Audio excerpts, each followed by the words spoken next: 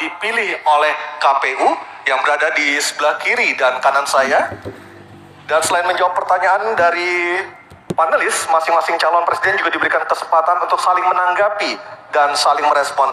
Dan perlu kami sampaikan lagi, subtema debat malam hari ini ada 6. Yang pertama, sesuai dengan yang ada daftarnya di depan saya, politik luar negeri, geopolitik, globalisasi, hubungan internasional, keamanan, dan pertahanan.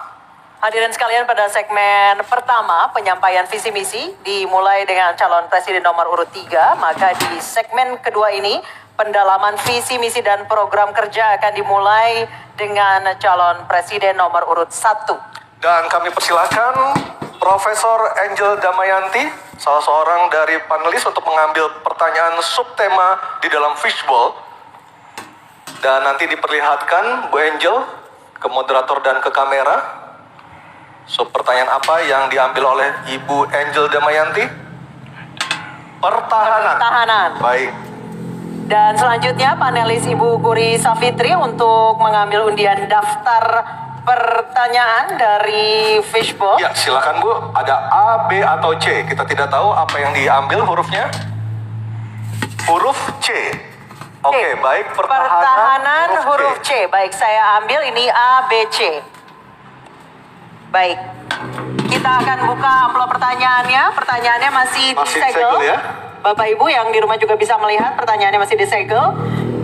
Dan kami ingatkan para calon presiden untuk mendengarkan dengan seksama Bapak-Bapak, karena pertanyaan tidak akan kami ulang, hanya akan kami bacakan satu kali. Silakan dibuka, Anissa. Baik. Lihat apa isi pertanyaannya. Baik, pertanyaan huruf C ya. Ya, pertanyaan untuk calon presiden nomor urut 1, Bapak Anies Baswedan. Pertahanan negara yang tangguh dapat dicapai dengan memanfaatkan teknologi siber, kecerdasan buatan, dan satelit untuk informasi geospasial. Pertanyaannya, apa kebijakan paslon untuk mendapatkan akses teknologi dan pengembangannya guna memperkuat pertahanan Indonesia? Waktu menjawab selama 2 menit, Pak Anies, dimulai dari Bapak berbicara. Kami persilahkan. Terima kasih. Sebelum saya menjawab pertanyaan itu, saya mengklarifikasi tadi data yang meleset. Maaf Pak Prabowo, angkanya terlalu kecil. Bukan 320 hektar, tapi 340.000 hektar. Saya klarifikasi. Kemudian itu pun salah. Melanjutkan. Itu pun salah. Atas apa yang perlu saya sampaikan. Mas Anies, Pak Prabowo. Jangan Pak Prabowo. Pak Prabowo, maaf. Ini mohon nanti ada kesempatannya. Baik. Harap tenang. Baik, kita akan lanjutkan. Harap tenang Ya. hadir. Silakan, Bapak. Baik. Ini adalah salah satu ancaman non-tradisional yang makin hari makin nyata dirasakan di Indonesia. Kita merasakan keluarga-keluarga kita, HP, komputer, menghadapi tantangan hacking.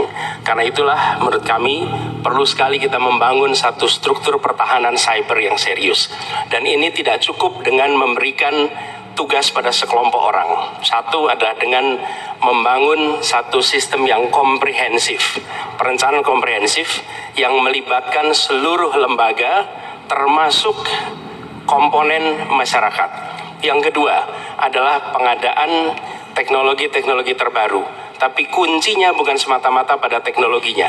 Kuncinya adalah pada pelibatan semua secara semesta.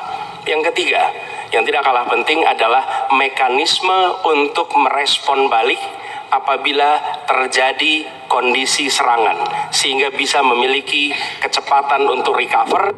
Jadi, menyusun ini, satu adalah melibatkan secara komprehensif, yang kedua menggunakan teknologi terbaru, yang ketiga sistem recovery yang cepat. Terima kasih. Baik, terima kasih Pak Anies. Kami persilakan kepada calon presiden nomor urut 2, Bapak Prabowo Subianto, untuk menanggapi calon presiden nomor urut 1 dengan waktu 1 menit saat Bapak berbicara akan dimulai. Silakan Pak. Iya, sekali lagi ya saya berpandangan Pak Anies juga terlalu teoritis. Semuanya bagus, indah, tetapi yang nyata tentang masalah AI, cyber, teknologi tinggi dan sebagainya adalah sumber daya manusianya, awaknya. Saya begitu jadi menteri, saya membentuk 4 fakultas baru di bidang sains, teknologi, engineering, dan mathematics. Kita menyiapkan putra-putri kita terbaik untuk menguasai teknologi, untuk menguasai sains, untuk menguasai artificial intelligence, untuk menguasai cyber. Bukan barang yang kita beli, kita harus kuasai know-how-nya, kita harus kuasai sistem yang harus kita pegang. Dan menurut saya itu adalah inti daripada masalah. Tidak hanya bicara-bicara yang baik-baik saja. Waktu sudah habis, Pak Prabowo. Selanjutnya calon presiden nomor urut 3 Bapak Ganjar Pranowo untuk Baik, menanggapi. hadirin kami harap tenang. Harap Hadirin tenang. kami harap tenang. Silakan Bapak Ganjar Pranowo untuk menanggapi jawaban calon presiden nomor urut 1. Waktu Anda 1 menit dimulai ketika berbicara. Yang pertama, kita mesti menguatkan BSSN. Dan kita penting untuk membuat security system yang baik. Bahkan selain membangun SDM dan infrastruktur yang baik, maka kecepatan internetnya dan coveragenya harus tinggi. Maka kalau kita kemudian membuat satu sistem infrastruktur yang bagus, jangan dikorupsi. Ini yang kemudian jadi persoalan. Maka tidak pernah selesai. Dan tentu saja LPDP itu punya potensi yang sangat tinggi untuk memberangkatkan orang-orang, anak-anak hebat ke sana. Namun demikian, ketika mereka sudah balik, mereka mesti diberikan ruang untuk bisa bekerja. BRIN bisa kita libatkan. Ya, mereka bisa membuat kolaborasi yang sangat bagus. Bahkan kemudian pengamanan di kepolisian, saya kira perlu cyber institution yang dipimpin oleh Jenderal Bintang 3. Dan kita perlu duta besar cyber. Baik, masih ada sisa waktu. Ya. Baik, cukup. Dan sekarang Harap tenang. hadirin harap tenang, kita berikan kesempatan kepada 3 orang capres kita untuk berbicara. Kami persilakan pada Pak Anies untuk menanggapi 2 capres sebelumnya. Silakan Pak Anies, waktu Ya. 1 menit. Memang benar, membangun sistem itu salah satunya. Satu adalah perangkat lunak, satu adalah perangkat kerasnya. Dan itu salah satunya adalah seperti disampaikan terkait dengan sumber daya manusia. Persoalannya, kalau tadi disebut ada yang teoritis, ada yang kedua tidak dilaksanakan. Jadi selama 5 tahun ini, apa yang dikerjakan dalam mempertahankan sistem cyber kita? Justru di situ letak problemnya. Jadi ketika anggaran yang begitu besar dialokasikan justru bukan untuk mempertahankan yang hari ini menjadi serangan paling modern yang terjadi. Ini adalah ancaman yang paling nyata dan dirasakan di seluruh keluarga, bukan hanya di sektor pemerintahan. Karena itu menurut kami, langkahnya investasi jangka panjang boleh, tapi manfaatnya itu baru dirasakan bisa 5 tahun, 10 tahun yang akan datang. Pertanyaannya, hari ini dan kemarin apa? Dan itulah yang menjadi fokus kita. Segera siapkan sistemnya, segera siapkan orangnya, segera siapkan langkahnya. Baik, masih ada waktunya Bapak. Waktu Baik, habis. terima kasih. Harap tenang Bapak Ibu, Harap tenang, hadirin yang ada acara di sini. masih harus kita lanjutkan. Harap tenang, Kita Bapak sudah dan Ibu. dengarkan bersama-sama tadi tata tertibnya seperti apa, mohon tenang. Kita lanjutkan, selanjutnya beralih ke pertanyaan kedua untuk calon presiden nomor urut 2 Bapak Prabowo Subianto. Untuk itu kami persilakan kepada panelis Profesor Evi Fitriani untuk mengambil pertanyaan subtema di dalam fishbowl dan diperlihatkan kepada seluruh hadirin, moderator, dan para calon.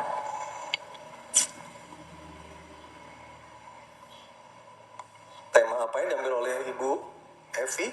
Kita lihat bersama-sama.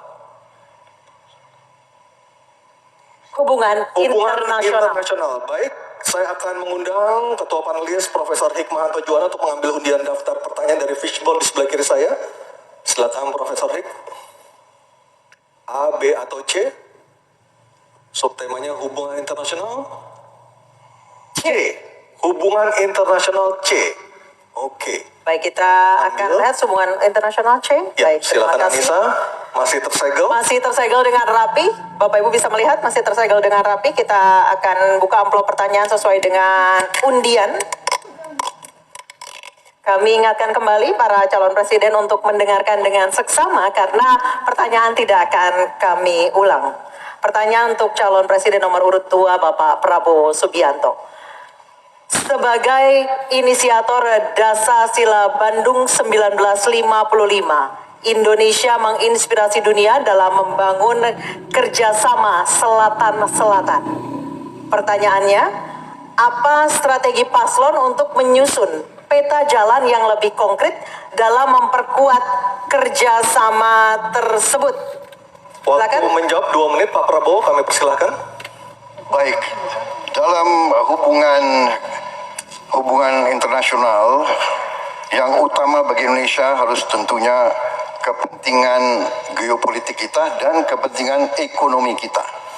Karena itu yang utama adalah kita harus memperkuat ekonomi dalam negeri Indonesia. Kita harus menjaga kekayaan kita, kita harus mengelola kekayaan kita, kita harus hilirisasi supaya nilai tambah berpuluh-puluh kali naik, kita kumpulkan kekuatan aset-aset dan keuangan kita sejahterakan rakyat kita, baru kita akan disegani, kita akan didengar oleh semua negara, terutama negara-negara selatan. Kita sekarang pun sudah jadi panutan bagi banyak negara di Afrika. Begitu banyak negara di Afrika sekarang melihat ke kita, datang ke kita, minta belajar dari kita, karena kita dianggap negara selatan yang cukup berhasil. Inflasi rendah, pertumbuhan masih ada, neraca perdagangan kita bagus, surplus perdagangan mungkin 5 tahun berturut-turut. Kita sekarang jadi panutan. Jadi leadership kita di dunia, di hubungan internasional akan tercermin dan terimpak oleh keberhasilan kita mengelola kekayaan kita, menghilangkan kemiskinan di negara kita, rakyat kita, meraih teknologi, menjadi negara industri. Itu yang akan membuat kita memimpin dunia selatan. Terima kasih. Baik, terima kasih Pak Prabowo. Hadirin mohon tenang, kami persilakan kepada Pak Ganjar untuk menanggapi jawaban dari Pak Prabowo dalam waktu 1 menit dimulai saat Bapak berbicara. Kami persilakan Pak Ganjar. Selatan-selatan kita punya potensi yang hebat. Kita punya sumber daya alam yang sangat bagus. Kalaulah kita mau konsentrasi saja untuk bisa menuntaskan kekuatan yang berbasis pada sumber daya alam, ambil satu saja, teknologi baterai. Maka kalaulah kemudian kita akan bekerja sama dengan selatan-selatan, nikel kita miliki. Tapi boksit, ya, kita bisa share dengan beberapa negara yang lain. Ada juga litium umpama dengan Argentina.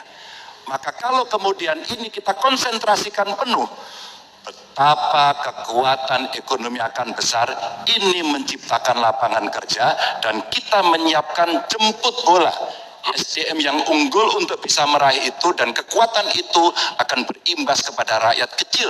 1, butuh lapangan kerja, 2, dia butuh daya beli yang baik, dan yang ketiga, mereka butuh pekerjaan karena ada lapangan kerja yang disediakan oleh pemerintah. Baik, waktunya habis. Baik, Harap tenang. Harap tenang. Selanjutnya giliran calon presiden nomor 1 Bapak Anies Baswedan untuk menanggapi. Waktu Bapak 1 menit dimulai ketika berbicara.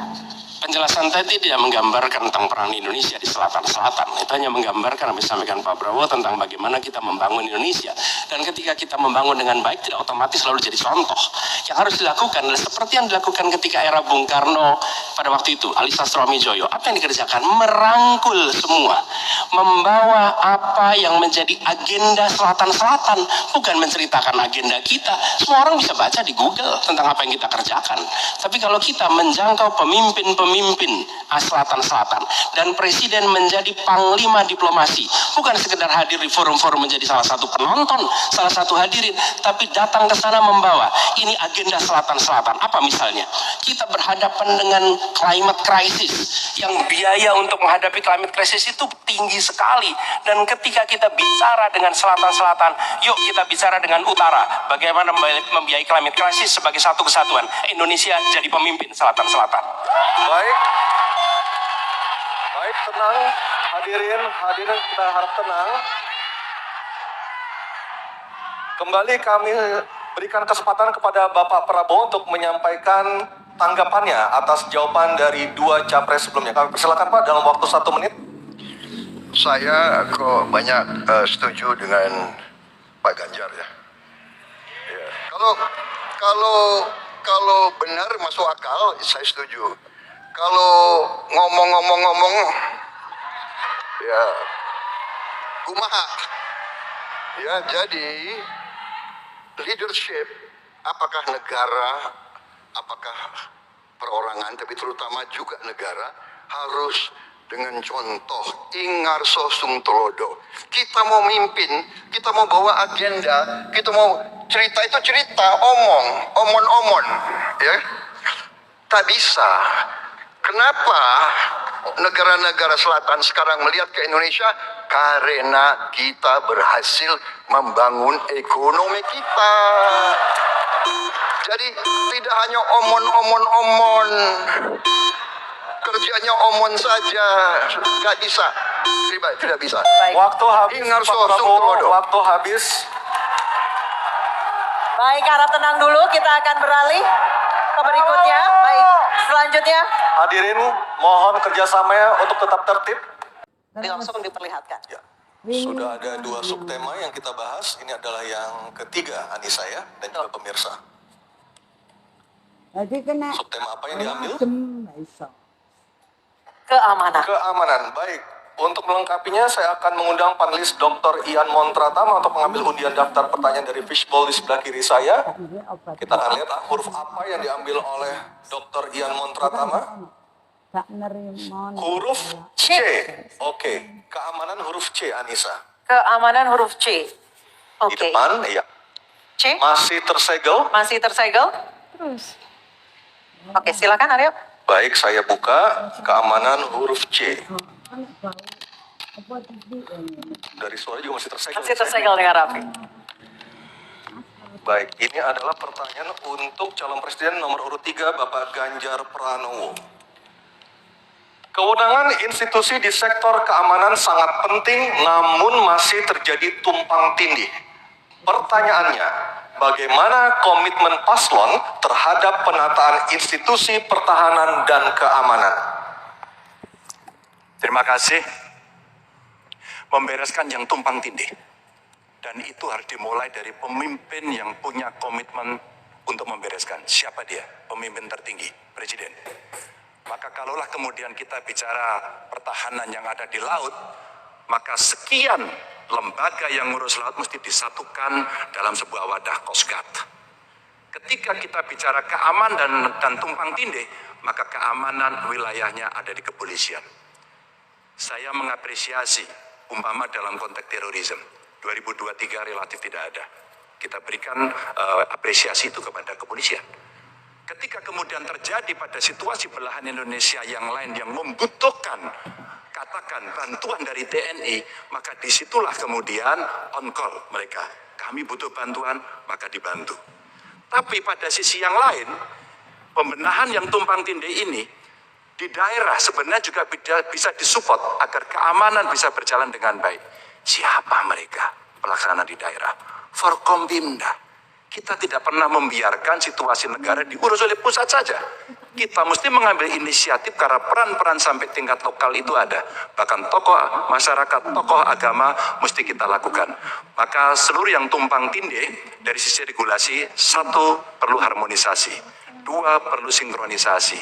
Dan pada tingkat tidak ada keputusan, maka pemimpin tertinggi harus berani mengambil keputusan itu. Sehingga tumpang tindih yang selama ini selalu saja menjadi perdebatan yang tidak ada hentinya, maka diselesaikan di meja presiden. Dan itu saya kira sikap yang paling jelas untuk membereskan persoalan ini. Apapun dalam konteks eksekutif, maka pemimpin tertinggilah yang harus mengambil keputusan. Kecuali kita mesti berbicara dengan DPR, maka kita akan duduk bersama untuk membicarakan secara regulatif. Waktunya. Baik, terima kasih Pak Ganjar. Ada waktunya, harap tenang. Kami persilakan kepada calon presiden nomor 1, Bapak Anies Baswedan, untuk menanggapi jawaban dari Pak Ganjar dalam waktu 1 menit. Kami persilakan Pak Anies. Menurut hemat kami harus dirumuskan apa tantangan dan ancaman keamanan Indonesia di tahun-tahun ke depan. Dengan itu dirumuskan, maka kita tahu apa ancamannya. Lalu dari situ kemudian kita lihat bagaimana badan-badan yang selama ini ada diatur untuk merespon atas tantangan itu. Kalau kita hanya menata ulang tanpa memikirkan apa ancaman barunya, maka kita tidak lebih dari sekedar menyelesaikan urusan organisasi. Yang sesungguhnya dibutuhkan adalah bagaimana organisasi itu diatur untuk merespon tantangan. Jadi nomor satu, rumuskan itu. Kemudian yang kedua, yang tidak kalah penting, libatkan semua unsur yang terbiasa di dalam menyusun ancaman tantangan organisasi. Sehingga kemudian penataan organisasi badan-badan bukan semata-mata karena selera pemimpin, tapi karena merespon atas ancaman itu. Dengan begitu, penataannya akan sesuai kebutuhan. Terima kasih. Waktu 1 menit sudah habis. Baik, terima kasih. Selanjutnya giliran calon presiden nomor urut 2, Bapak Prabowo Subianto. Hadirin, kami harap tenang terlebih dahulu. Ada waktunya untuk menanggapi jawaban dari Capres nomor urut 3. Waktu Bapak 1 menit dimulai ketika berbicara. Baik ya, sekali lagi saya harus mengatakan, saya kok banyak sependapat dengan Pak Ganjar. Jadi benar tumpang tindih harus diselesaikan oleh pimpinan tertinggi dan itu saya kira bisa ya.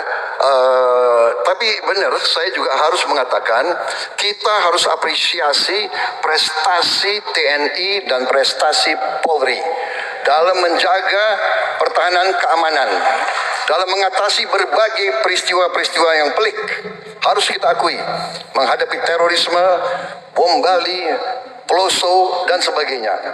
Untuk itu, saya kira kalau saya dapat mandat, saya akan perbaiki kualitas hidup TNI, kualitas hidup Polri, memimpin supaya TNI dan Polri menjadi yang terbaik yang bisa kita bangun. Dengan keunggulan TNI dan Polri langsung di bawah Presiden, kita akan berbuat baik untuk rakyat kita. Terima kasih.